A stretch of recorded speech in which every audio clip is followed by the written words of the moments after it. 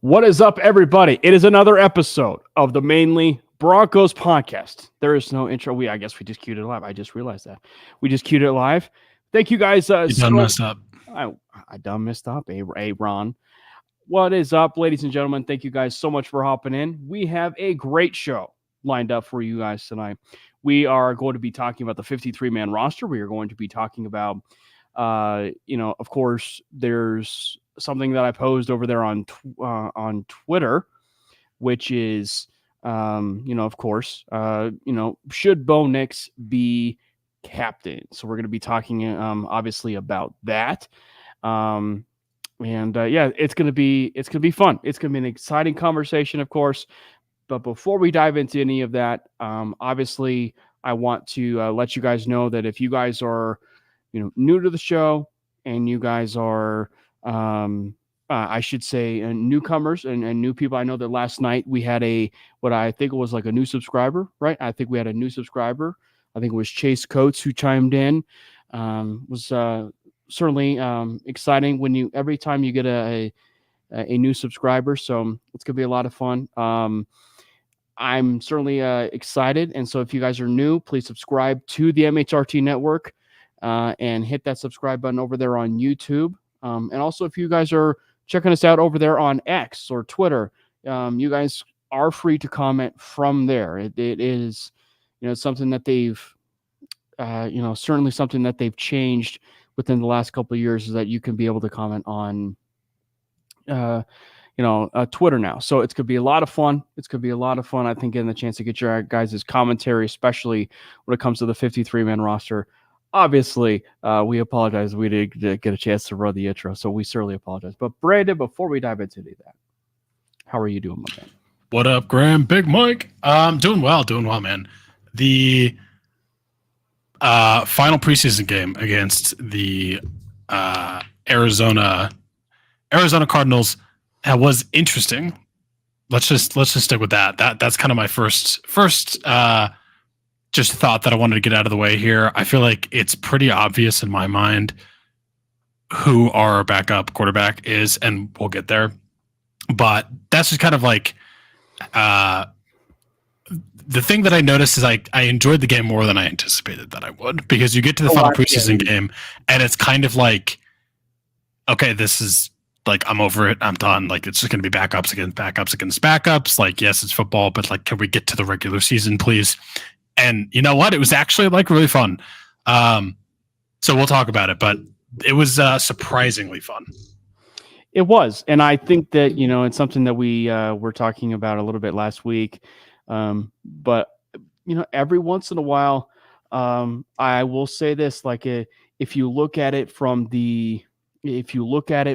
the overall preseason, like, the third preseason game specifically has been nothing about, the underdog, right? It's about like that underdog story specifically with that third preseason. Or should I say, when you look at it from the standpoint of the Broncos quarterback room, and this is probably a nice little thing to lead off with when we get a chance to talk about, the 53-man roster, but it was a nice audition. It was a really nice audition for, specifically Zach Wilson to make his case that they should be using three quarterbacks or have three quarterbacks on their roster.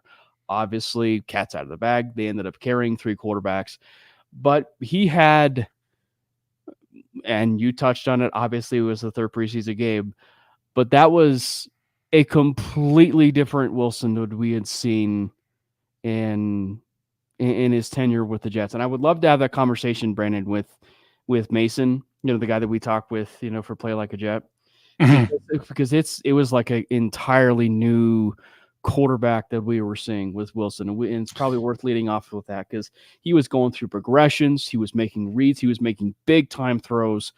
He had a few head scratchers, but those, few head scratchers were few and far between compared to, the plays that he was making, all game long, which were the plays to Brandon Johnson, David Sills. Like, it was up and down the field. He was making big play after big play.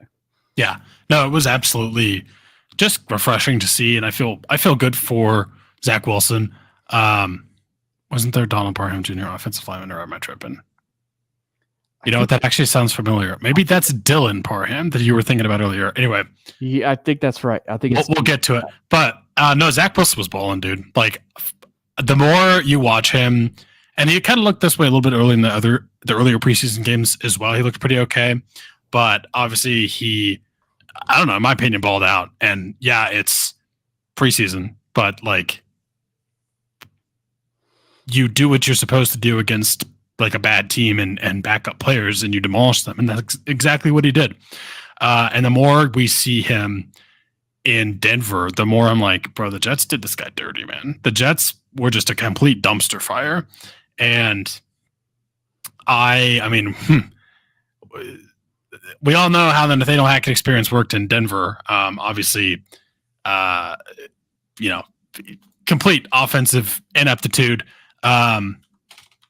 But basically and obviously I know he's like I don't know if he's like officially the play caller for the Jets. And obviously he wasn't necessarily to blame for like Zach Wilson's time with the Jets, because he wasn't always there. But I don't know. It just like seems like they continue to go from just complete horrible offensive coordinator to complete horrible offensive coordinator. And I don't know where along the line like they messed up. I don't know if it was a specific coach that just like was like, no, this isn't my guy. I don't want to, try to build around him. I'm not gonna design my offense around his skill set. I just want to I want him to run this, and this is what I want to do, and I don't care if he can't do it or that's not the way that he plays the game. I don't know, and obviously this is reacting to one full basically preseason game and then a couple other snaps that he's played in, again, the preseason. But it just like, it looks so different than anything you ever saw from him in New York. And I wonder too if part of it is Sean Payton stays rolling Hackett, exactly, is like the lights aren't as bright.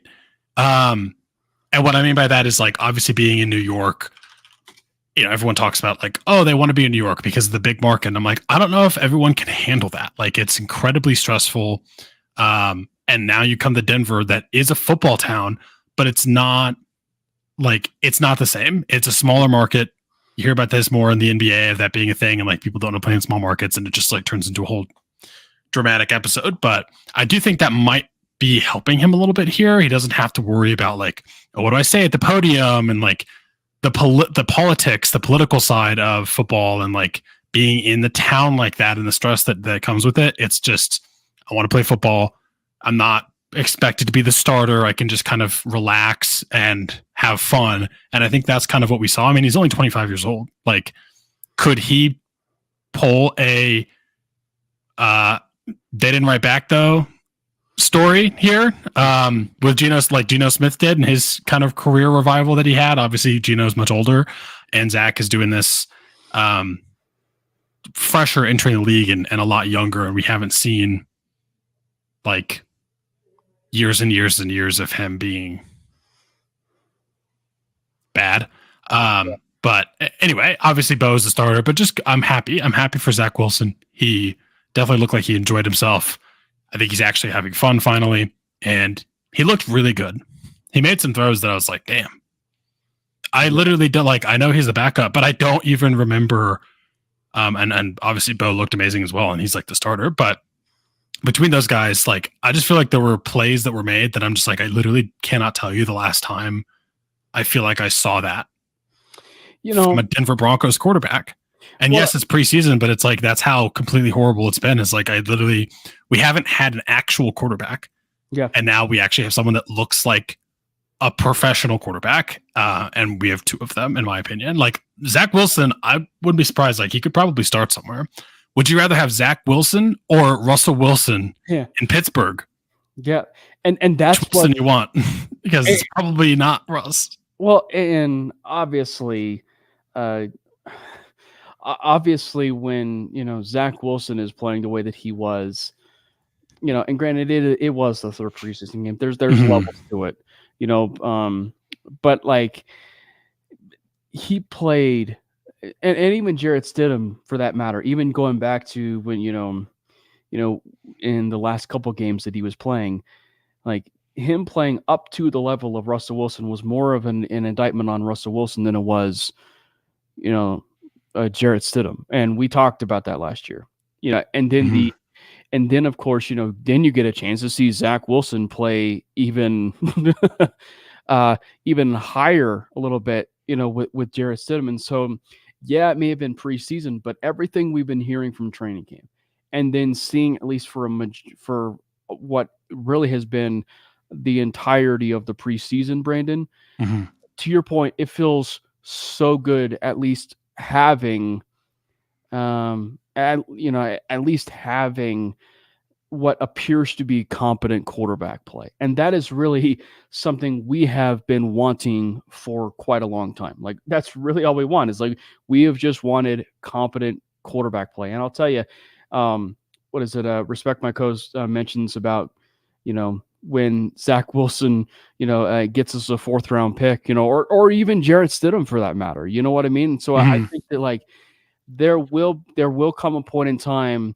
where either it be Jarrett Stidham or either it end up being Zach Wilson. Like there will come a point in time where a desperate team will call about Zach Wilson, or even Jarrett Stidham.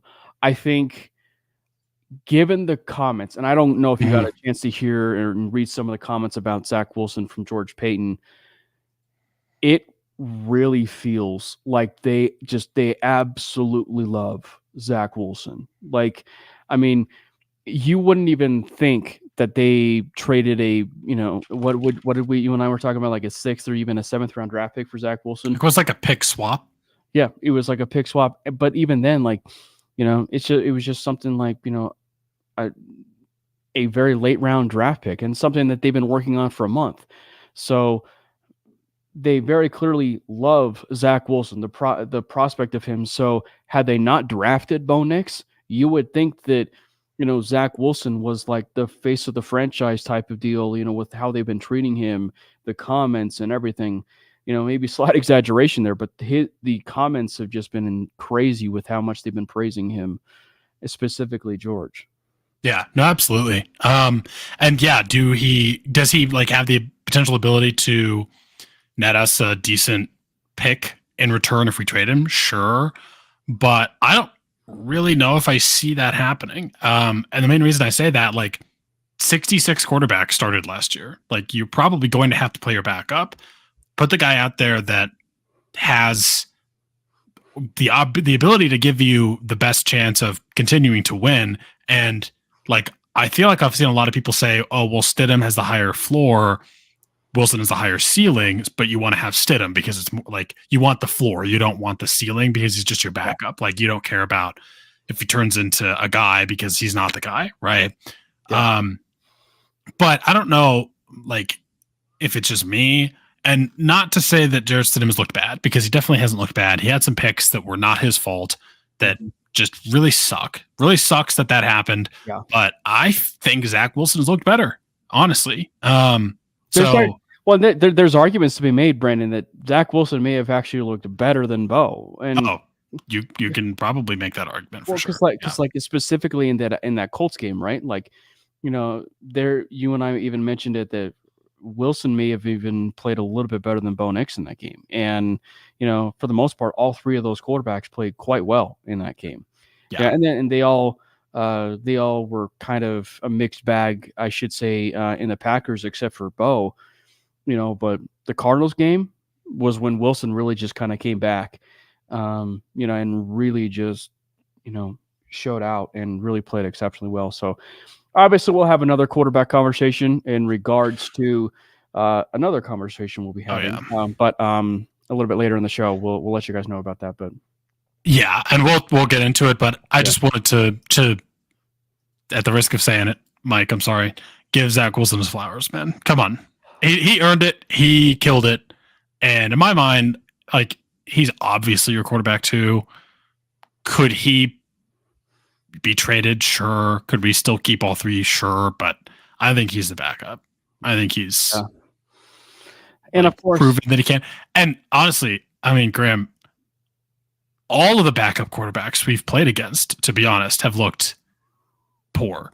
So having a backup that's looked even like Stidham is nice. But you're not lying. I mean, again, you're probably going to have to play him at some point. Like 66 last year, that was only 2 below the record of most starting quarterbacks in the NFL in one season ever at 68. That was in 2022. Mm-hmm. So a lot of quarterbacks for sure. You're going to have to use your backup at some point. And I'd rather have 2 good backups than 1 terrible backup. So, yeah.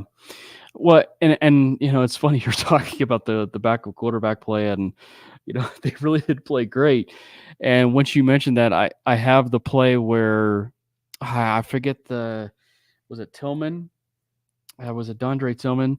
But it was the play where clearly Sean Clifford should have gotten rid of the football against the Packers, and he decided to hold on. He held on to it and he took the sack. And I'm actually surprised that they didn't actually cut him outright, and they actually decided to bring him back to the practice squad. So I was a bit kind of surprised that because I feel like a play like that, like that's almost like a cuttable offense, on a play like that. Yeah, so we'll talk about more about the quarterback position. Obviously, one quarterback in general. And if you guys have been following on Twitter, I'm sure you guys know the question that we're going to be asking. So diving now back into this, let's start now from the quarterback. We'll go down to the running back. There's a bit of a surprise here. Now, you and I both are big Blake Watson truthers, at least from the very beginning. You especially, Brandon. Mm-hmm. He's kind of had an up and down preseason. I will say in the last preseason game, I thought it was a bit more run blocking than Blake. I thought Blake certainly had some rough patches, but I thought that had more to do with the run blocking. But I will say, I think that this is probably a little bit more due to the versatility that he can offer coming from Memphis, being a wide receiver converted to a running back, and the fact that they are, as soon as we'll get to that position, carrying only 5 wide receivers, maybe allows them some more versatility. And then especially something that you and I have talked about, which is, the kickoff rule. I really wonder if Watson, there's been some speculation, maybe Watson's one of the early, cuts that they have before week 1. I actually wonder if they have some big plans for a guy like Watson on kickoff returns.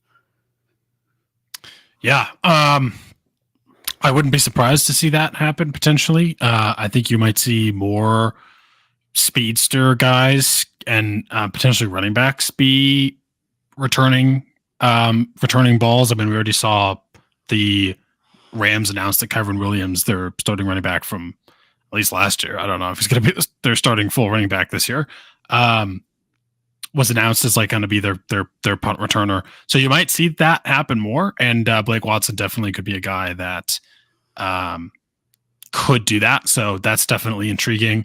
I keep seeing everyone, like all the different accounts out there that cover the Broncos saying like, oh, well, if you followed my show back in XYZ time, like you'll know that Samaje Perine was going to get cut. If you watched a single like snap of Broncos football, like in this preseason at all, or heard anything about anything going on in camp, you knew he was going to get cut. That was like the most like obvious cut ever. Or even the moment, Andre Estime was drafted. Like, I mean, because you and I even had that conversation, and we just like, who is going to end up being the odd man out? And, one of the first people right out of our mouths was Samaje Perine, which, absolutely. Which, by the way, let's address it real quick. I find it kind of funny, the Chiefs killer, when he was with the Bengals, Samaje Perine went and signed with the Chiefs, to their active roster. Like he signed with the Chiefs today. So I kind of find it funny that Pirine, who had just tortured them throughout their career, the Chiefs were like, oh, we probably finally need to get a chance to sign him as a running back, knowing the fact that he's literally torched us in the postseason and, et cetera. So like, I kind of found that funny. Yeah, no, it was definitely funny. I was not expecting the Chiefs to be the team to pick him up there, but I'm kind of surprised the trade didn't form. And I'm going to be honest, I'm pretty surprised it wasn't with the Bengals. But I hate to see him go to Kansas City, but we'll see what they do with them. If you play fantasy football, it is kind of interesting seeing that happen with Isaiah Pacheco there, because he was kind of going to sort of be their pass catching back, and now it's like, well, they have two guys that can be a pass catching back, so who knows? But yeah, they offered a trade. That's really weird. But I didn't see that. But as far as the entire running back room, as you can see here, Javonte, Jaleel, Estime, and Blake Watson are your four. Overall, though, I would say just from the beginning, from what we had talked about, Brandon, this isn't all that surprising for the four running backs that we suspected was going to end up being, the case for the four. It was just about, of course, the other areas of the roster. But yeah, four running backs wasn't all that surprising. No, not terribly surprising. I'm excited for Jaleel, to be honest with you. Like, I feel like we're going to find some creative ways to use him and use him out of the backfield. It's interesting to me. Is it going to be like, are we going to pass to Javonte more? Because we obviously lost Samaje Perine. That was kind of his role. We all know how much Sean Payton loves to throw the running back. We're beating a dead horse here about that. But is it going to be more Javonte? Is Javonte going to be more like a pure runner, and we're going to use Jaleel as kind of that pass catching back? We saw him used as like almost the extension of the run game, where he just kind of like runs a quick route. You throw it to him. You were basically going to hand off to him anyway, just like a delayed handoff, basically. It's not really like a pass. It's more of like it was going to be a run anyway. You're just getting the ball to him in a different way. Audric Estime is going to be probably more of he's going to be your pass blocking guy. He's going to probably be your short yardage, maybe goal line back a little bit. And then Blake Watson, like, is it going to be Jaleel or Blake, basically, is my biggest thought on, again, in the passing game. And could it be both? Sure, it absolutely could be both. Maybe, again, we use Blake on special teams. Maybe we use Jaleel on special teams. I don't know. It's going to be interesting to see what happens there. But I'm not too surprised that they kept four running backs for sure. I think that room turned out pretty good. I don't know if I would have necessarily. I don't know what else you like. That to me was like pretty obvious. The only thing I wasn't sure is like, is Blake Watson going to stay around? Right. Well, and Sean talked about it today. He said that they were just worried about, the moment they put him on waivers, that they figured, because you got to think about it too. Like, we may think that, he's maybe not all that beloved, if you will, maybe in league circles, to where he can be brought back and, come to the practice squad. Well, we also have to remember too that he was a pretty high draft. It was the UFL, right? But I mean, like, he was a pretty high draft pick in the UFL. Some people even felt like he had the chance to even be drafted. He went undrafted. But I would have ventured to guess that he still was probably going to end up being, picked up. So they felt like it was going to probably be in the best interest that he stayed on the team.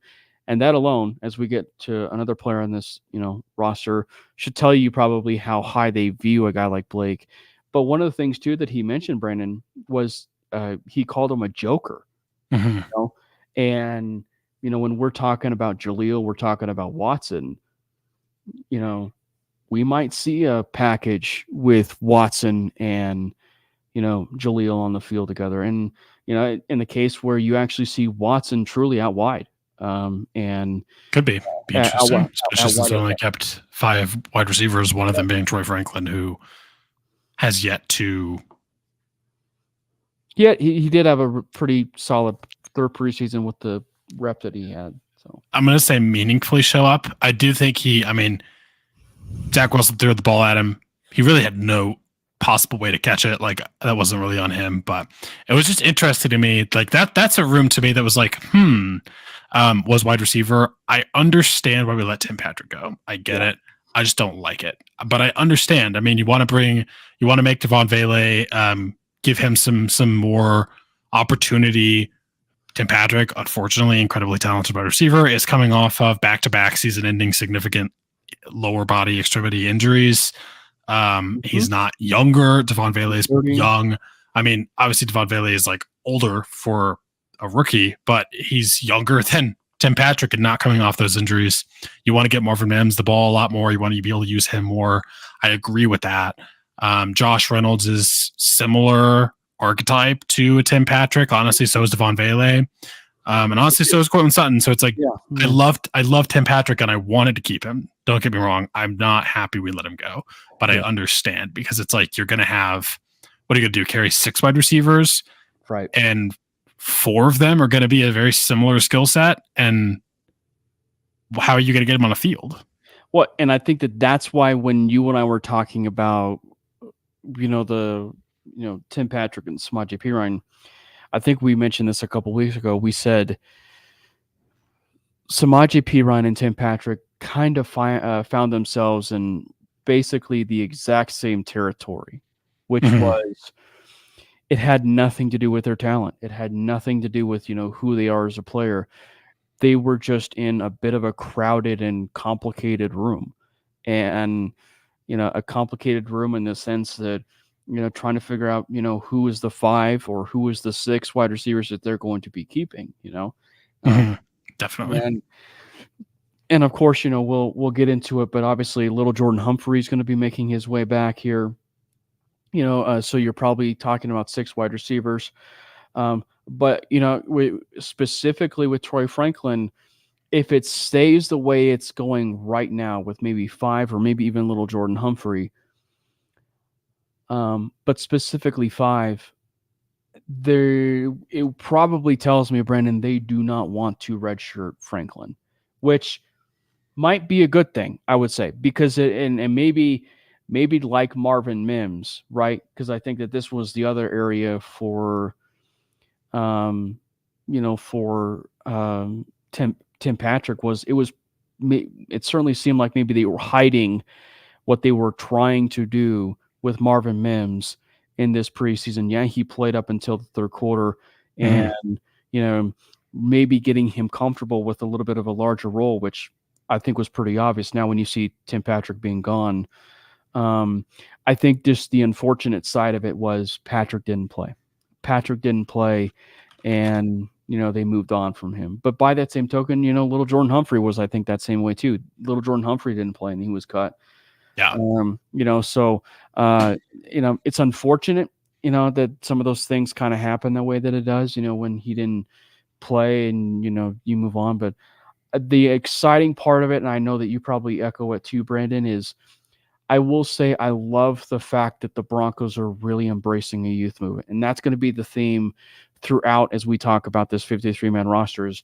They are very much embracing a youth movement at the wide receiver position, the offensive line, defensive line, cornerback room. They're definitely embracing, a youth movement, of course. And so Blake Watson, of course, was not the only one, I should say, that was an undrafted rookie that ended up making the team. So let's jump real quick into the tight end room. We missed that one.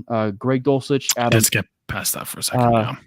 Greg Dulcich, Adam Troutman, Lucas Kroll, and Nate Atkins. So Atkins made it, which means, Brandon, Michael Burton, for the time being, is not on the roster right now. I'm somewhat surprised. I mean, Nate Atkins is okay. I mean, I just feel like we probably could use Michael Burton a little bit more. Like if I was going to guess, I would have said we kept him and probably cut Nate Atkins. Which he's back anyway. He's back anyway, but it just it kind of surprises me. Obviously he did get that touchdown from Zach in that game, just on a great play design. He was completely wide open. Like it wasn't even close. It's like social distancing in the end zone, like it's 2020. It was ridiculous, but I don't know. I mean, he's okay. He definitely is a pretty good blocker. I just think Burton gives you more there, but Yeah, I mean, definitely interested in the Nate Atkins stuck around, although I'm more surprised, to be honest, that Lucas Kroll stuck around, but I don't think that's going to stay the case for long. Why would you say that? Because of Donald Parham Jr. being signed to our practice squad from the Chargers after they cut him. Fun fact I looked up before the show. Yeah. Donald Parham, even though he is now on a practice squad, if he does make the 53, he will be the first tight end on our roster. Or not first tight end. He will have had the most tight ends of any tight end on our 53-man roster in the past decade of this team, pretty much since Julius Thomas played on the 2014 Broncos team. I think you meant TDs. I think you said tight ends when you meant TDs, but no, yeah. Did I say tight ends? I meant of any tight end, most touchdowns since Julius Thomas. Are you talking 10 years? To Big Mike? Are you talking Lucas Kroll, or are you talking about? You're talking about Donald Parham. Is that why he got cut? Parham, yeah. But yeah, it's going to be very interesting, because I would say that obviously with him being a little bit more of a vet and a little bit more of a seasoned vet, I probably would like to say that he said Parham. But I would like to say that he's a little bit more seasoned and he's a little bit more refined in the pass catching area, a little bit more so than Lucas Kroll. So that's one of the reasons why it could certainly mean that maybe that's going to spell the end for Lucas Kroll. But we need all the help we can get in that room, if I'm being completely honest here. Like, we need something. Like, Nate Atkins, okay. Greg Dulcich, please stay healthy and put it together. I'm begging you. Adam Troutman, decent. Lucas Kroll is Parham, I mean, yeah, could he have some bad attitude problems? Sure. I don't think Sean Payton's going to let that fly, though. So I think, I don't think that's going to be an issue. I don't know if you remember this. Like, dude has made some absolutely bonkers catches for the Chargers. Like, he is a very athletic tight end. He can get after it. And also, he's been a kind of a Bronco killer. Like, a little bit. A little bit of a Bronco killer. So, I mean, maybe not necessarily like, Josh Jacobs, the Bronco killer, but I mean, in terms of some clutch moments, clutch plays, when he was with the Chargers, in some divisional games, he's been kind of a killer. He is 6'8", 238 pounds. 6'8". He's only 27. He is. Yeah, he is only 27. I think that the thing that I'm very excited about, though, is probably told him you're only going to run block, and he was like, nah. Go ahead, Kim. Yeah, I was going to say Parham probably had visions of, what went down with Vernon Davis in San Francisco, and, and especially with Harbaugh. And it's like, nope, I don't want any of that. Yeah. But I was going to say, I think the one thing, even with Burton staying, I will say, I think that you're still going to be having a lot of that versatility, especially even with, Burton in the game, because, you're probably going to need an inline tight end, and that's either going to end up being Adam Troutman or that's going to end up being Nate Atkins. And frankly, it could even be Adam Troutman that's going to be the one guy that they move on from. I don't know. There's so much conversation, obviously, about Lucas Kroll. I wouldn't even be surprised if it's Adam Troutman. But I'm certainly excited about the idea of Donald. What up, Joey? What's up, Joey? Go Skurs. Anyway, but I just think that specifically with that room, I'm very excited. About what they could do, and with Parham being added to that room. So I love that pickup. Like, that's one of my favorites, to be honest, that I've seen. Well, I think that the thing that we need to remember too is, like, they actually found Lucas Kroll, and he played some meaningful snaps last year. That the type of moves that the Broncos or any team makes around this point in time are shrewd moves. When you get a chance to add a veteran, to your practice squad, and you could get a chance to, bring them up and, and get the chance to actually have them be, playing meaningful snaps for you in the regular season. So I think, it's a pretty big deal. Now we need more athleticism at tight end. So please, more. Go ahead. Probably my biggest surprise, or maybe top three, I should say, was the offensive line carrying not just 9 offensive linemen, Brandon, but 5 offensive tackles. So Garrett Bowles, Mike McGlinchey, Alex Pofcheski, Matt Pettert, and Frank Crum. Yeah. Yeah. I mean, look, offensive line depth, you kind of need it. You need more bodies in that offensive line room. I'm kind of surprised because, to be honest, though, our offensive line depth looked like trash. Anytime we saw anyone other than the starters playing out there in the preseason, it was pretty bad. Frank Crum, too. I'm kind of looking at you, unfortunately. And I know he's young and he's a pretty good run blocker, but he just was absolutely getting taken advantage of in pass pro, and that just, you can't really have that. So if anyone in the starting offensive line goes down, fake laugh, hiding real pain. I'm scared. But I mean, I don't think you can have too many guys in that room, to be honest. So us keeping 5 tackles, I'm not super shocked about. But I would be interested to see, depending on, and obviously like everyone across the entire league wants offensive line depth, but if you see any cuts, like maybe I wouldn't be surprised if like Frank Crum gets released and tried to sign back to the practice squad and we pick up someone else off of waivers or just anyone else that potentially becomes available. But I mean, definitely, again, you can't have too many of those guys. It is somewhat surprising. I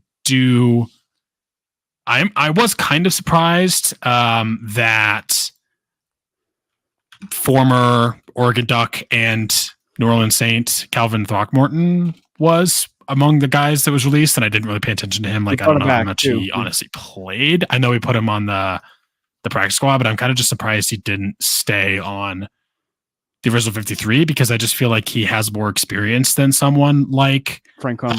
Frank Crum, and has positional versatility. He's played at, I believe, every offensive line position, center, guard, and tackle. So I know he's on the practice squad. Like, I'm not saying I know he's not completely off the team, but that just surprised me that we cut him and brought it back to the practice squad and kept Frank Crum on the 53. But obviously, I'm not making decisions for this team. So just, it was surprising. Yeah. I think that it's interesting because, I mean, just from what I was able to see, it was not really good, reps that I was able to see from Frank. But what's interesting is, you get a chance to hear George Payton talk about Frank, and it's like, he's a guy that they should have drafted. You know what I mean? Like, he speaks really highly of him, as a prospect. And he talks about, how he's like the ideal size for a tackle. He's like he's even further along, right? He's even further along than, where Zach Strief was. I think it was Sean who said that, like further along than where Strief was, when he was a draft pick, and he was a late end draft pick. So, I don't know. Maybe they see something in him, and and they want to use him as an eligible blocker. And respect my coach. What do you think about that? It's interesting. Like it is. It's a really interesting, thing, and obviously, for spoiler alert, we're going to talk about the captaincy and who we think will be, Broncos captains this year. But it is very interesting to me, that Sean would name Mike McGlinchey. And this is, keep in mind, if I'm not mistaken, Bowles was a captain before. But I do find it interesting that, and maybe some of, and I should say, sorry, I cut myself off, but like, and name Mike McGlinchey, captain. But I will say, like, maybe some of it was some of the stuff we had been hearing, Brandon, with, him not wanting to restructure, him not wanting to, do anything that is, like anything about his contract. You know what I mean? Like, maybe that kind of turned him off a little bit, Potentially. But I think what's so interesting is, like, just simply look at it from the quarterback perspective, right? You won't find a fun-loving, like, offensive lineman who will stand up for his quarterback than Garrett Bowles. You know what I mean? He stood up for Teddy Bridgewater. He stood up for, Drew Lock. He stood up for, basically every single quarterback that has been in Denver, since he's been here. Trevor Siemian, he's basically stood up for, all of his quarterbacks. So it's just very interesting to me, that he would, not be captain. And maybe this year is going to end up being a little bit different. Who knows? But, it's also like just possible that he's not viewed as someone who's long for this roster. And I just don't, I agree. Like, I don't think he's staying on this roster. Respect my coach saying he's supposedly been declining restructures. Not surprised at all. Stood up for Kendall Hinton. Yeah, seriously. But, I love Garrett Bowles. I think he had a hell of a career resurgence. I think we stood up for him as a team, to be honest. I know, like, fans, maybe not so much because we were calling for his head for a long time. But dude turned it around. Like, props to him. He was absolutely garbage. I'm not going to lie. I'm sorry, Garrett, for the beginning of his career. But then he turned into one of the best left tackles in the league. Like, just full respect for Garrett. Like, he crushed it. Like, he deserves money. And I get it. He's been here for a long time and he kind of hasn't been able to have any chance at winning. And I can't blame him there. But I would not be surprised at all. Yeah. I mean, like, you have a offensive lineman, specifically a left tackle, that's as good as Garrett Bowles is. And he's on, like, granted the end of a contract, but a somewhat friendly contract. Like, there's definitely going to be a market for him in the trade, on the trade market. Like, he's probably going to be in demand from a lot of teams. A lot of teams need left tackles. A lot of teams need good left tackles and potentially backup left tackles. Like, you really can't, again, have too much good depth on the offensive line.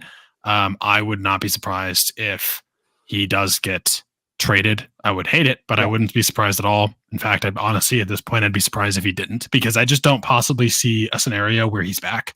I don't think he wants to come back.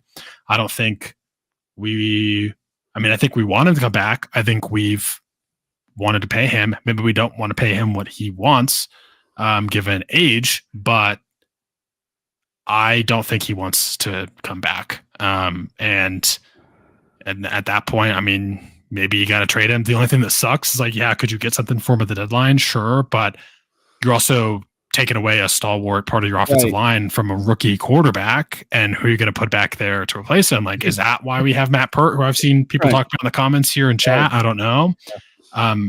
Pert, I don't know if I'm pronouncing that right, but he's been okay. He's really good. He's really good as a run blocker. So him and Mike McGlinchey can form a club. Yeah. We need pass blockers too, bro. Not you. I'm speaking theoretically to the Broncos front office. Yeah. I don't know. It'll be interesting. The problem is, how else do you replace him? You got to replace him with someone you already have, or someone that's available. Good left tackles just aren't available. You're not going to be able to trade for one. Unlikely. Like, you could trade your guy. There's going to be a market for it because no one trades left tackles. So I don't know. We'll see. And could that be where we go next year in the draft? I would not be surprised. It would be a first. I mean, considering the fact that literally since, they drafted Bulls, they've not. That was the last first round offensive lineman. No, I was going to say. Or any lineman drafted? Lineman. They were all undrafted, right? I was going to say they've not taken a tackle at all. That's sad. Yeah. It might be one of the most bonkers statistics, that I can even recall. Broncos, bias stat or whatnot, but I don't know if they are able to move on from Garrett Bowles. Maybe they can go hit up DeMar Dotson, and get a chance to, bring him back, as a 40-year-old tackle now. Yeah, right. But yeah, so I think it's going to be certainly worth monitoring. I mean, that's a good point. Respect my cause. I'm just the biggest thing to me is, like, I don't want to have to lean on my rookie quarterback to hide his left tackles. But inefficiencies. I mean, you're not wrong. Like, definitely that's a good plan. I'm just like, you gotta, if Bo's your franchise quarterback, you gotta get him a good left tackle. But by that same token, though, that also tells you about how good Bo could be, because that as a rookie, if his quick passing is able to mitigate and, lessen some of that weakness, with Garrett, like that's a good thing. That's far more of a positive than it is a negative. Sure. Absolutely. I mean, it definitely is. Like that was a big thing with Peyton Manning. Skill. Like it's a skill that Russell Wilson didn't have. But no, I mean, that's definitely a good point. Respect my coach. Like I definitely agree with that. And obviously you're not going to be able to get him a left tackle this year and like during the season, mid-season, it's not going to happen. But I'm just thinking, speculating ahead here. Would it be surprised at all if Garrett Bowles is cut? Absolutely not. But yeah, if we do that at the end of the year and next offseason, you got to go get him someone, because you can't just try to play this musical chairs game again of like, oh, well, we'll put this guy in there and this guy in there and this guy in there. And like, we'll hide his inefficiencies because Bo gets it out quickly. Not that I think that they would necessarily do that. That was more, unfortunately, a John Elway staple. But there's names that I've erased from my memory that I don't ever want to speak again in the tackle rotation. But so yeah, I definitely think I would not be surprised if Bowles is cut. Not cut, traded at the deadline. So obviously one of the big to do, of course, with so that offensive line before we move into the defensive side of the ball, is the center position. And big congratulations to Luke Wattenberg. Here's a guy who was really struggling his rookie year. They actually had him play guard near the end of the year because he was just so bad as a center. He comes in under Sean Payton, under Zach Strief, who might be the unsung MVP, not named Sean Payton. And it seems like things are really starting to click for him, and he's starting to maybe be, that center. And I think the thing that we should, do a recall, with Wattenberg, Brendan, is they actually, for the thing with Forsythe, in terms of a George Payton pick, they actually traded up to get Wattenberg in the draft, and I think it was was it like a 5th round pick or something, 5th, 6th round pick. They traded up to get him, and so it goes to show you maybe about the development and what they saw with Wattenberg. We're talking about also a 6'5" center / guard. You know what I mean? So like the height's not going to be a problem for Bo. It was probably going to be a problem for Russ. But like, it's not going to be a problem for Bo. And, Forsythe actually wasn't all that bad. He had a few pretty rough reps in Arizona, but like it certainly seemed, especially in watching that Arizona game, though, it was pretty obvious that Forsythe wasn't there just yet. And that Wattenberg was front and center, the guy that was going to be the starting center this year. Yeah, definitely. Again, I'm not necessarily surprised, but I do think Luke Wattenberg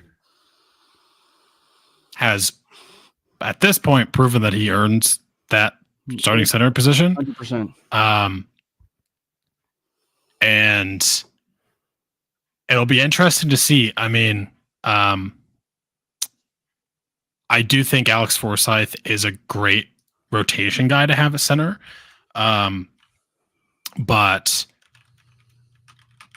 yeah, I mean, I think he played well. I think it's no surprise that Luke Wattenberg obviously made the team. He's probably going to be the starting center. Like he's going to be your center this year, and we will see what that entails and what that ends up looking like. I will say Lloyd Cushenberry, it's going to be interesting to see as well, kind of like what happens with him. Primarily because like obviously he's now the center for the Titans. But I don't know. I mean, I think he definitely had a really, really good year last year, but I think that also comes off of some disappointing years before that. So we could come out of this looking like geniuses, really, to be honest with you. Like we could have Lloyd Cushenberry kind of regresses a little bit, goes back to what you sort of saw from him prior to last year, where he wasn't as good, and you could see Luke Wattenberg play really well. I mean, I don't know. You also could see Luke struggle, and Lloyd Cushenberry continues to get better. Yeah. Like I'm not saying I'm trying to roast Cushenberry. Like I liked him. I really liked him at LSU. I want nothing for the best for him, but I do think with the kind of money he was wanting and his prior history, just like, again, I mean, he was very dependable. Like, he played, I think, every game that the years before that, but that he was available to. But he definitely struggled early and then kind of turned it around. So we'll see. I mean, it could be, again, that we look like geniuses for not paying that money and moving on to someone younger. That is, I will say one thing as we're going through this entire roster. I think the one thing that sticks out to me the most just across the board is we're going young. We're trying to get as young as humanly possible. I said it earlier. And that just yeah, goes more towards Garrett Bowles being traded. Or sadly. Or playing out the year and then they figure out what to do with it. Yeah. If they go left tackle in round 1, wide receiver in round 1, what have you. But moving forward to the defense, and real quick, I think it's actually going to be turning upward for Lloyd. Something of note, Brian Callahan brought in Bill Callahan to the Titans, and Bill Callahan is world-renowned next to Mike Munchak as far as being a really, really good offensive line coach. So I definitely like Lloyd Cushenberry. Like, I don't think he's going to fail, but I think it'll just be interesting to see. Yeah, but I'm just saying, I don't think he's going to regress though. Like, so, and specifically I mean, he probably won't. But and even historically, Tennessee has had a pretty solid offensive line. So I don't think it would be a little bit of a surprise if he actually regresses a little bit. Now we get to like the hardest, I should say, conversation, and that was the defensive line. This may have been the hardest decisions every single position group certainly had its hard decisions. There's no doubt. But the defensive line had some surprises, had some people some draft picks that ended up being, waived. And if you're looking at this roster for the very first time, why do I say that? Because Matt Henningsen is no longer here. Angelo Blackson, a guy that they signed in free agency, is no longer here. Elijah Garcia, an undrafted free agent from last year, is no longer here. And what does that mean? That means that guys like Owazurike, Jordan Jackson season, Jordan Jackson, those two guys made the roster. Yeah. Owazurike, I will tell you, like when he came in after, being sidelined for about a year, and he came in to the Packers game, and then he, came in and he played into that Cardinals game. It was like almost he didn't lose a step, Brandon. Like he looked really good, and the defensive line as a whole looked incredible. And so when you go up and down with John Franklin Myers and Malcolm Roach and Owazurike and especially Jordan Jackson, and then by the way, you lump into the idea that they're only carrying 4 outside linebackers of Cooper, Browning, Benito, and Ellis. Makes you wonder, do we see another addition there? Like, for instance, are they actually going to promote Dondrea Tillman, who was another one of those guys who, frankly, probably should have been on the 53-man roster?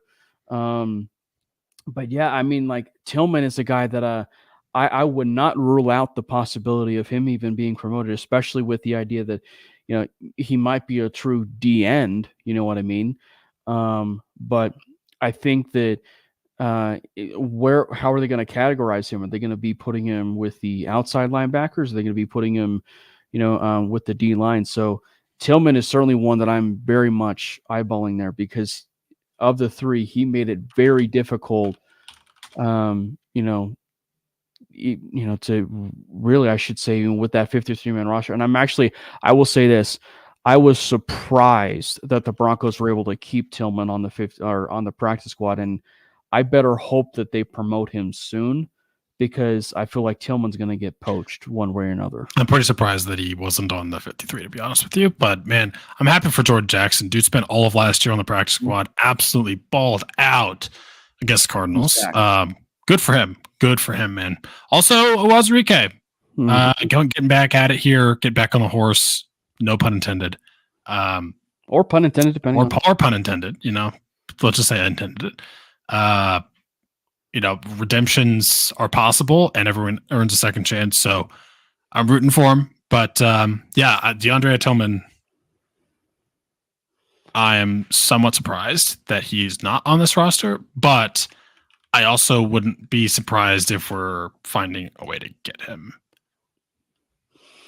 What would you do? Would you back on the do? roster. And people in the chat, feel free to chime in as well. What would you do with Tillman? Like, would you? Because you're only seeing 4 of the outside linebackers, right?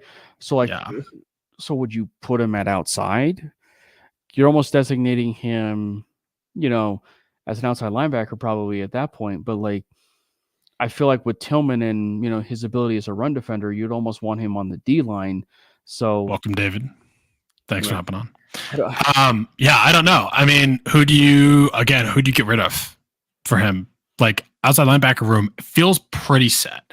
I'm so excited for Jonah Ellis, Baron Brown, and Nick Benito, Jonathan Cooper.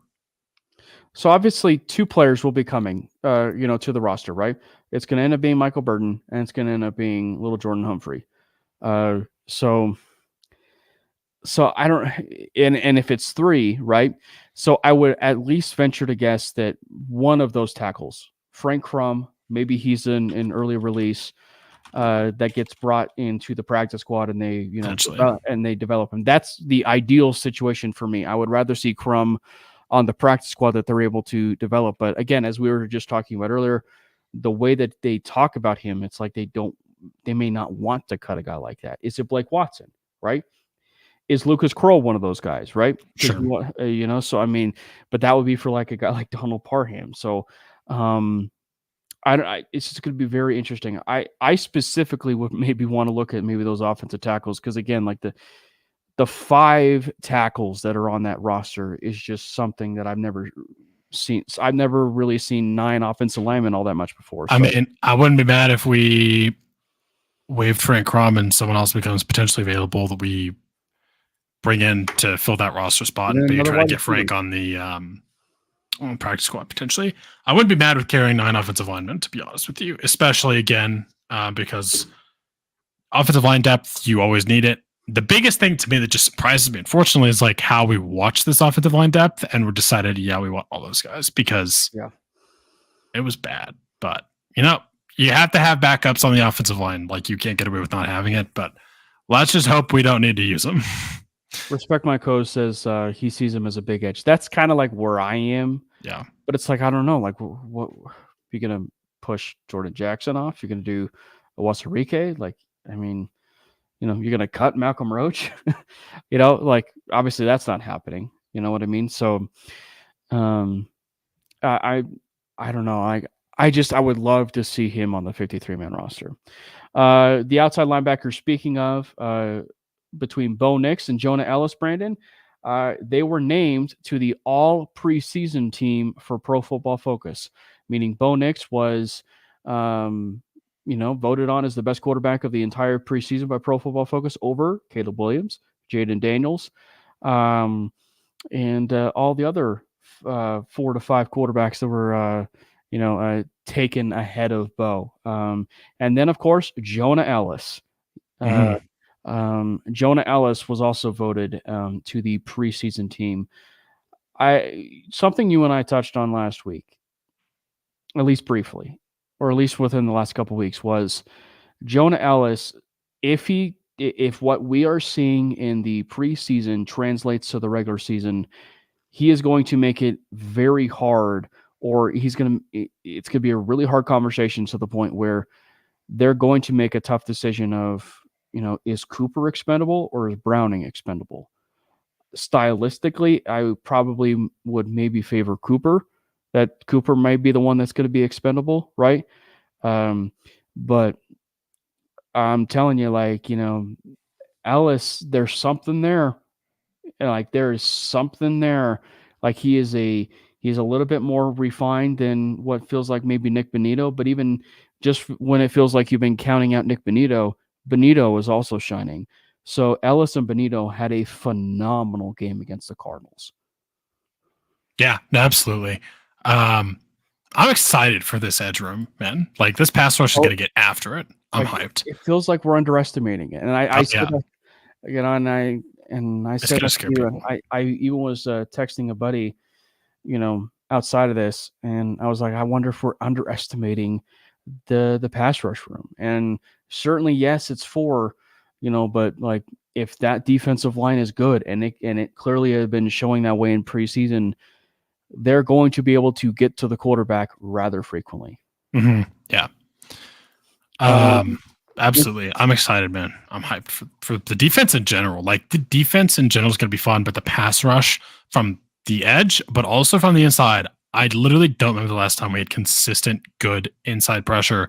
Zach Allen was good last year, but Zach Allen and John Franklin Myers, oh boy.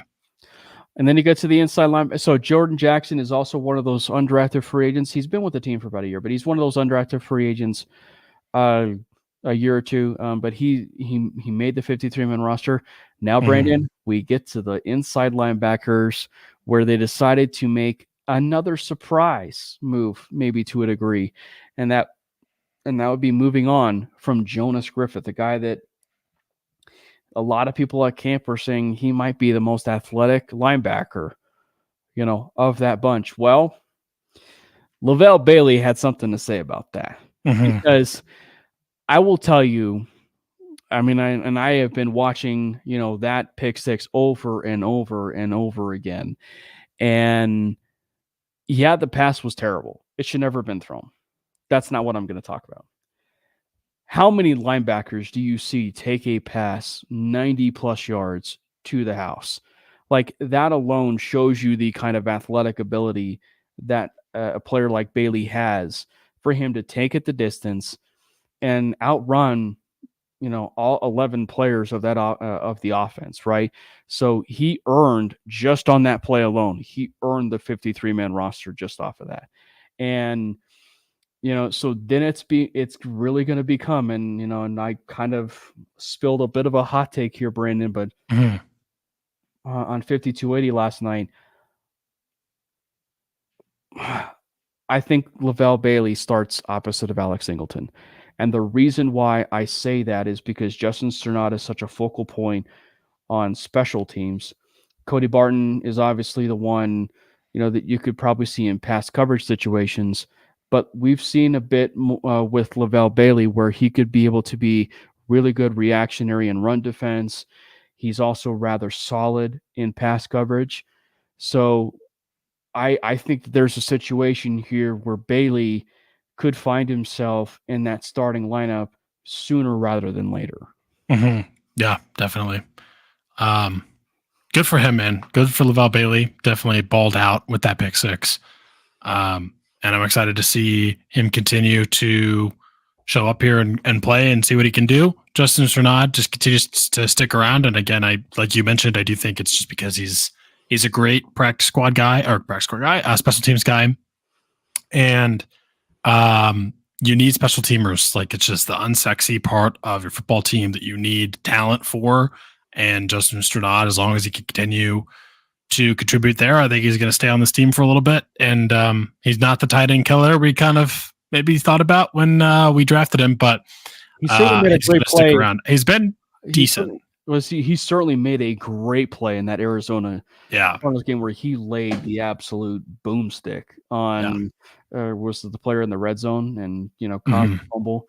So I mean, like maybe there's still something there. I mean, he was converted from safety, right? Like he was converted from safety to linebacker.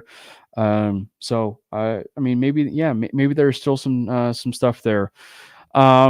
Going into the secondary, particularly the cornerback room and the safety room, Brandon, I will say I am very pleased that the Broncos it may seem a bit excessive, but I am very pleased that they didn't mess around with the safety room.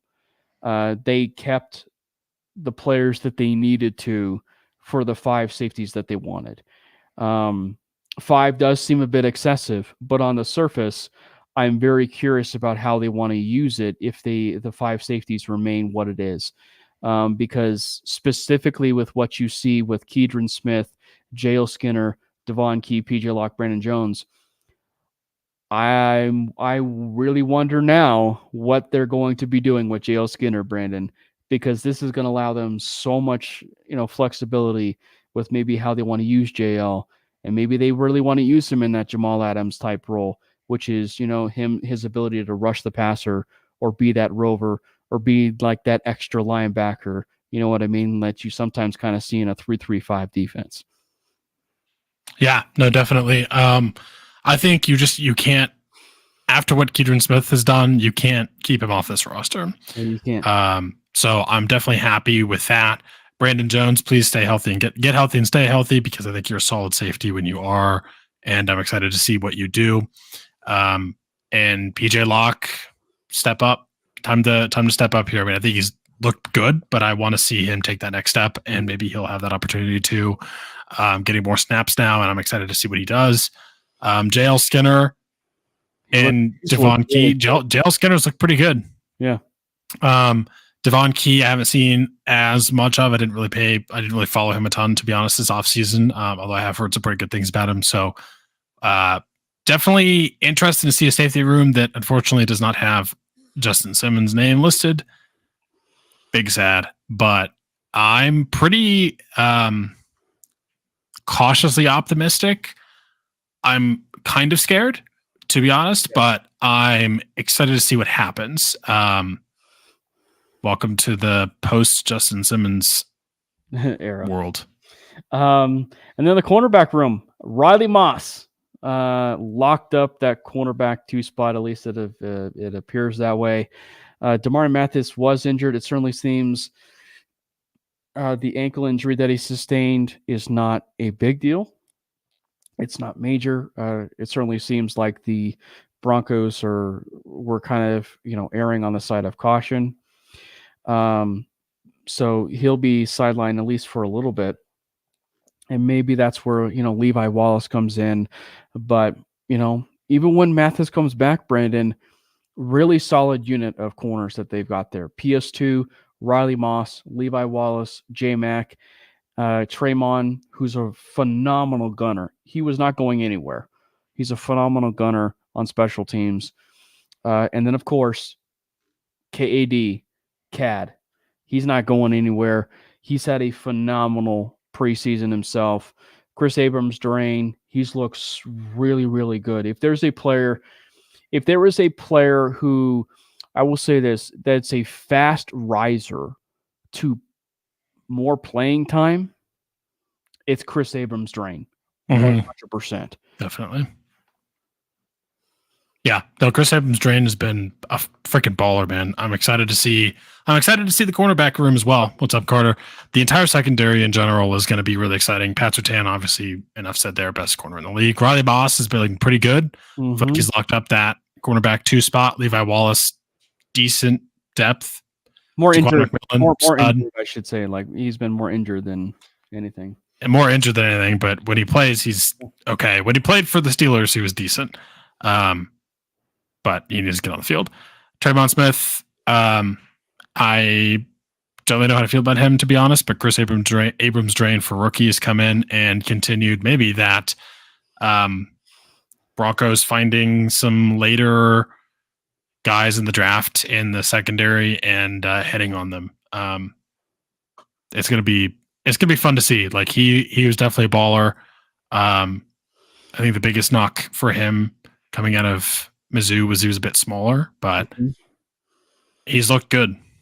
Well, and it's something that you and I have mentioned is like Jim Leonard, he's got some archetypes a little bit, with his corners. If you go back to with what he was able to work with at Wisconsin, his corners were typically, what was it, 5'11", about 180-ish pounds, 180 to 85 pounds, maybe 190. So like he has a certain archetype, and that was Chris Abrams-Drain.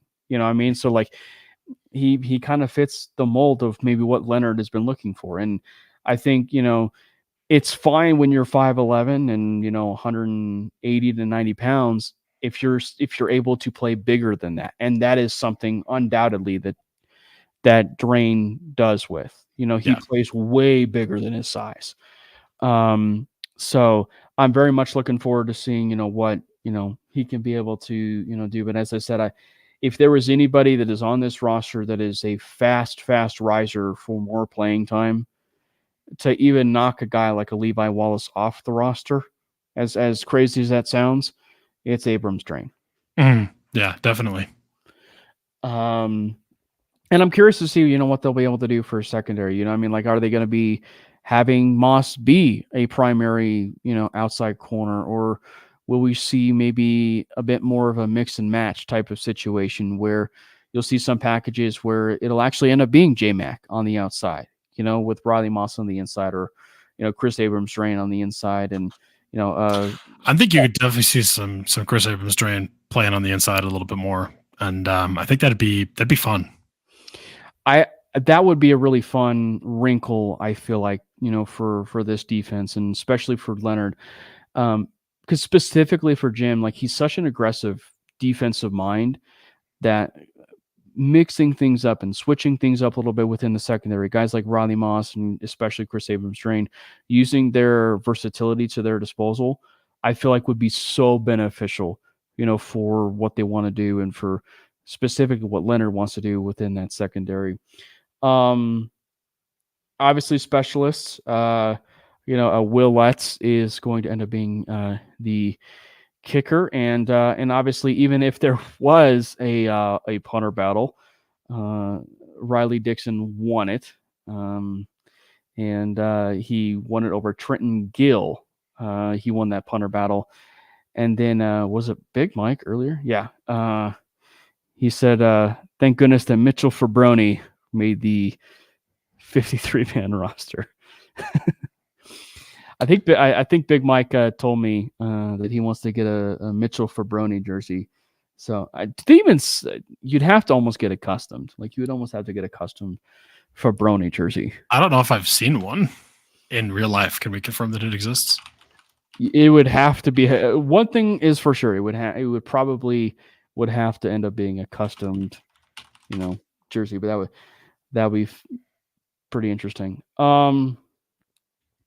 And then what's the as we went through the roster there, let's so one of the things that was touched on today was the practice squad, right? The practice squad, where they announced that they brought in, was it 16 players to their 15, I should say 15 players to their practice squad.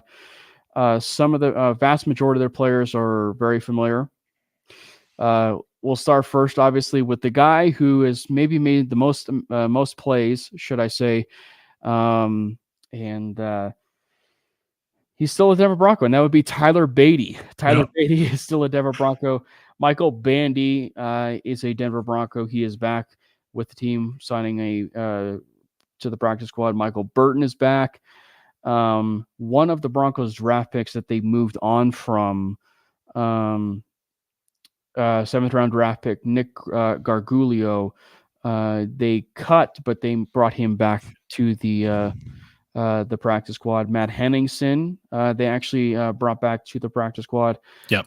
Little Jordan Humphrey, they brought to the practice squad, and as we said earlier, expect Little Jordan Humphrey and Matt Henningsen probably to show up on the 53-man roster here in the next week or so.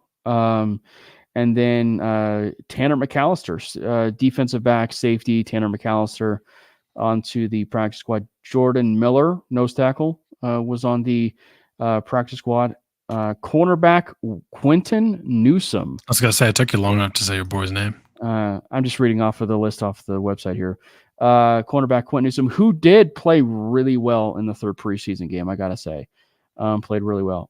Guard Will Sherman. I'm sure Josh Sherman's pretty happy about that. Yeah. All keeping the Sherman name alive. That's right. David Sills. David Sills is back. Reese Taylor. So 2 cornerbacks on the practice squad. Reese Taylor had a pretty strong preseason. 3 technically. Taylor, Newsome, McAllister. Right. Yeah, if you were to go off of versatility, if you will. I think they said safety for McAllister, but yeah. Oh, they list him as a safety? Oh, interesting. Yeah. Okay. I just say it's defensive back. Guard, as we said earlier, Calvin Throckmorton, which sounds like a Lord of the Rings character. Outside linebacker, Dondrea Tillman. And then Thomas Yasmin, the tight end. And it's actually worth noting, Yasmin was classified as an international practice player, and that doesn't count towards their practice squad. So it'll be 17 players.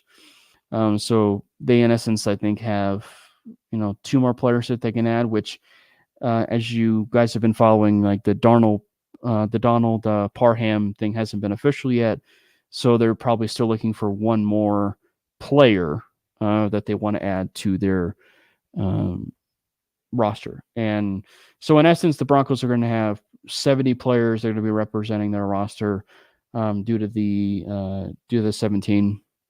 But yeah, any final thoughts before we move into talking a little bit about the captaincy in the 53-man roster? I just have one flaming hot idea take that will definitely not happen. That's not the one that I mentioned earlier about Lavelle Bailey. No, it's crazier. It's way crazier. Way crazier. Broncos are going 17-0. Nebraska's beating Colorado by 3 scores. The Broncos should trade Garrett Bowles to the 49ers because of their Trent Williams ongoing contract dispute and somehow come away with Brandon Ayuk. We'll make sure we clip that. Just that part of it.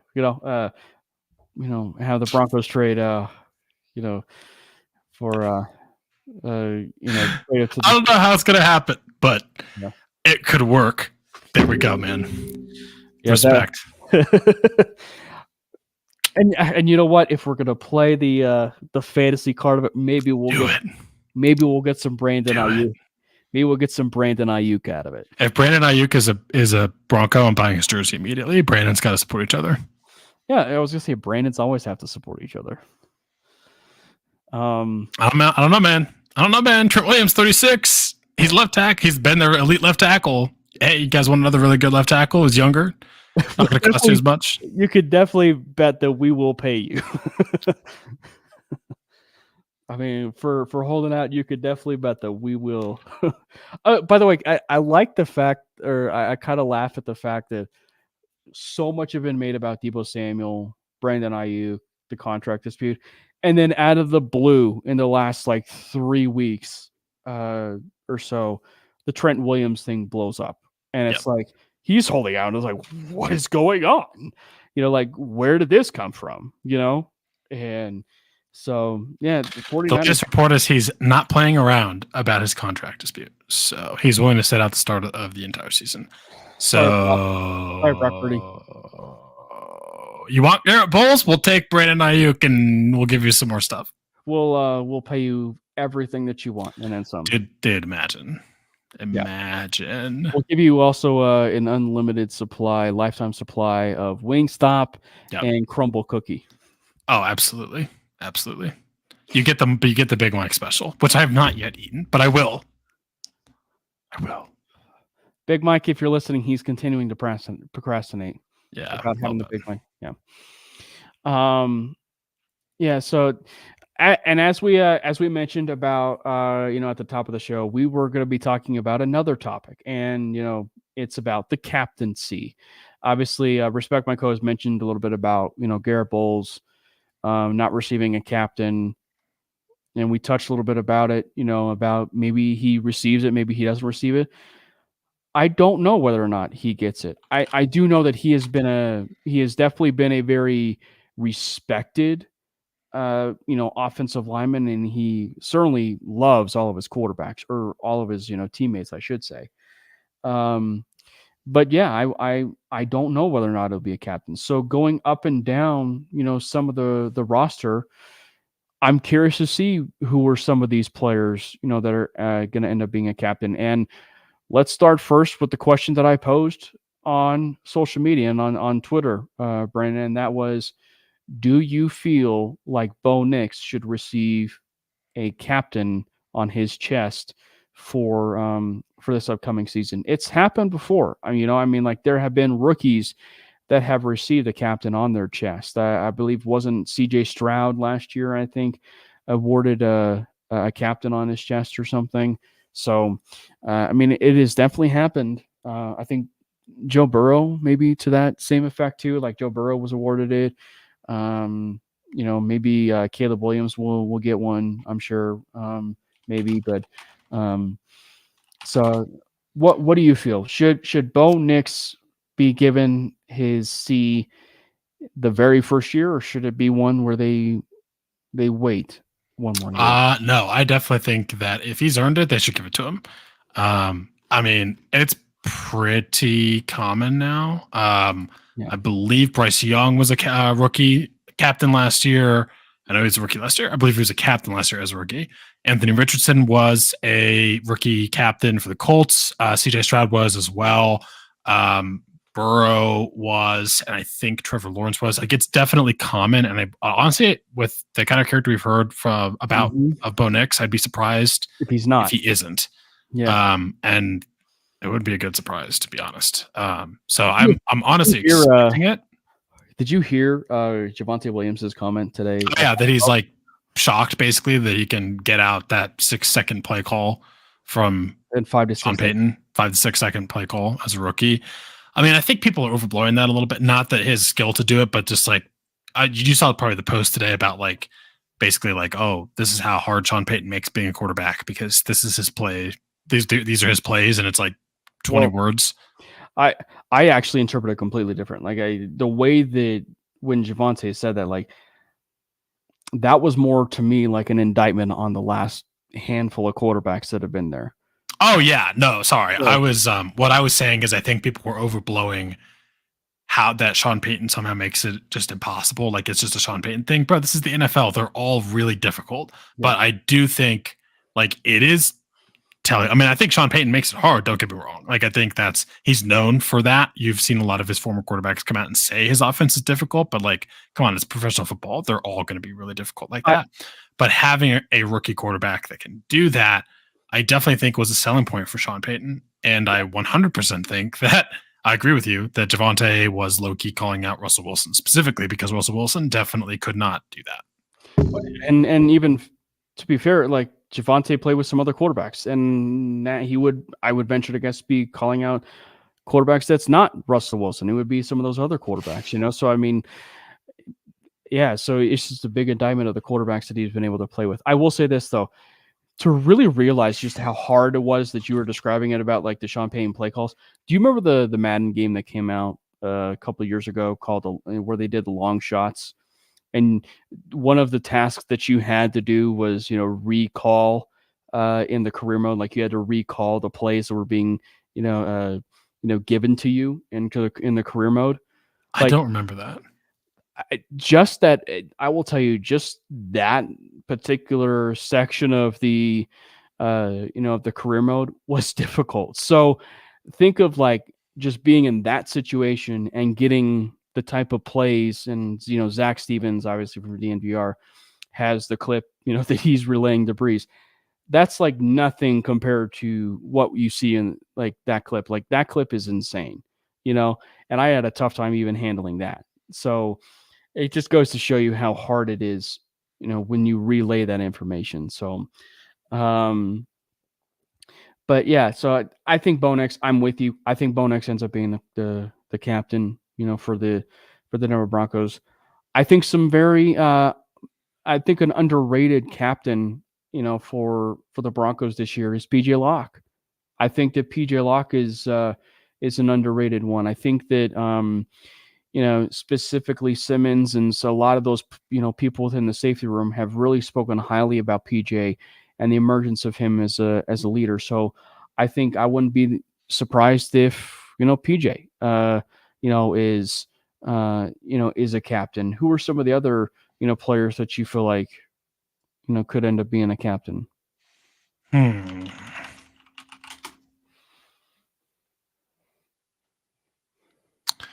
Probably Courtland Sutton. Yeah, maybe. I don't. It's hard to say. Obviously, Courtland was a captain last year, but yeah. The only hesitant thing that I will say is, given everything that came out this year about his contract holdout and not showing in, and maybe one of the reasons why Garrett Bowles does become a captain this year is that the person who showed up to the OTAs was Garrett Bowles. The person who did not, was True. Cortland Sutton. Yeah. What's Cortland Sutton? So my other guess on the offense that again just wouldn't surprise me would be Quinn Miners. Oh, Quinn Miners is a really good one. Yeah. Yeah, Miners. Will Lutz, I feel like they do kind of give it to some of the place kickers. So maybe Will Lutz, would be, because I think it's 6 captains, right? I think so. 3 per side, I think. Or no, two per side. And hold on. Let me double check this. Yeah, because on the offensive side of the ball, you're probably talking about Bo, you're talking about Miners, and then maybe you end up having Mike McGlinchey again. 2 of your people, within that. But I feel like you'd almost have to do like maybe a wide receiver at that point. Oh, you can have up to 6. You don't have to have 6. Yeah. So maybe I'll just say Cortland. You can actually also have, technically, you can have more than 6. They're not going to yell at you. But yeah, so I'll say Bo, I'll say Miners, and then I'll say Cortland. Yeah. Bo, Miners, Cortland. Defense, I'm going to go with PS2. Obviously, that's a given. So that's 4.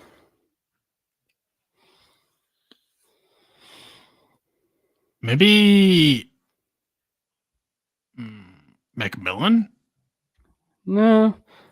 Zach Allen would be another guess for me. I got one. Probably Baron Browning. Go ahead. PS2, Franklin Myers. And within the defense, I should say. And then, PJ. But I think what it probably will end up being, if it's not another defender, would be Lutz, JFM, PS2, Miners, Knicks, and Court. Yeah. Could be. Yeah. That'd be interesting to see. Maybe Jonathan Cooper.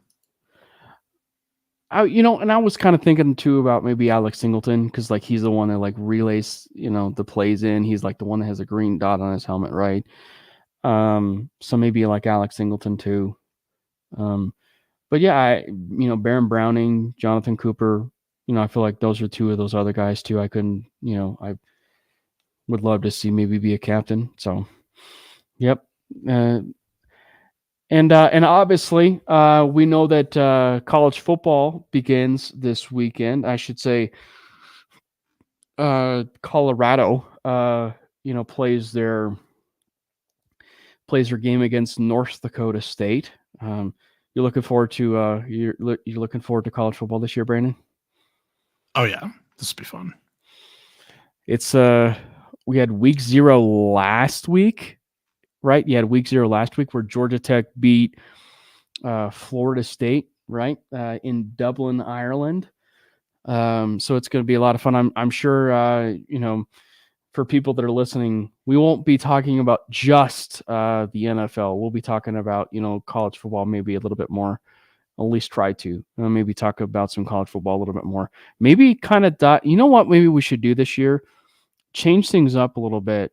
When we do some like, NFL draft stuff, and we talk about maybe one player from a NFL draft perspective that caught our eye from the weekend. Yeah, that'd be interesting. For college football. All right. This has been a lot of fun. Thank you to everybody that has been in the chat. From Joey to Carter to Respect My Coast to Big Mike, to Graham, to McKinley Greenhouse. Thank you so much for chopping it up. David Burns, and Ernie Mays. Thanks for hopping in. It's been an absolute blast. And then coming next week, we'll have our first preview show, if you will, and we'll also do kind of a short, in terms of NFL preview. And also of note, we aren't going to be recording on Wednesday. We are going to be recording on Friday because some guy over here on the on the left over here has got a golf tournament on Wednesday. A Jared Goff tournament. Yeah, that didn't invite me. I should say it's for work. It's work only. But Anyway, make sure you still tune into the show. It'll be Friday. It'll be Friday at 5. We're gonna actually try and cut that one a little bit short because we know that there's another football game that's gonna be happening on Friday. It's not just Thursday, so there's gonna be a game on Thursday and Friday. I think that's the one where they play in, what is it, Brazil? I think, right? They play in Brazil. I think it might be, yeah. And it's the Packers and the Eagles. So be a lot of fun. Make sure you tune into that. It's gonna be an exciting season. It's gonna be an exciting season of Broncos football, and hopefully we will get a chance to talk about some meaningful football finally, for the Denver Broncos, and of course, the upcoming season. Again, thank you guys so much for hopping in. Make sure you follow both Brandon and I on social media at Cameron Parker PO, at Brandon Miller PO, the show handle at Manely Broncos. It's been an absolute blast. See you guys next week. Fast lane when I pass in the street, bag of money in the passenger seat. Simcoe's been asking for me on the road from the west to the east. Way up, I might never come down, cause the coast racking up the flight miles. So high, I might never come down, so what, this is my lifestyle.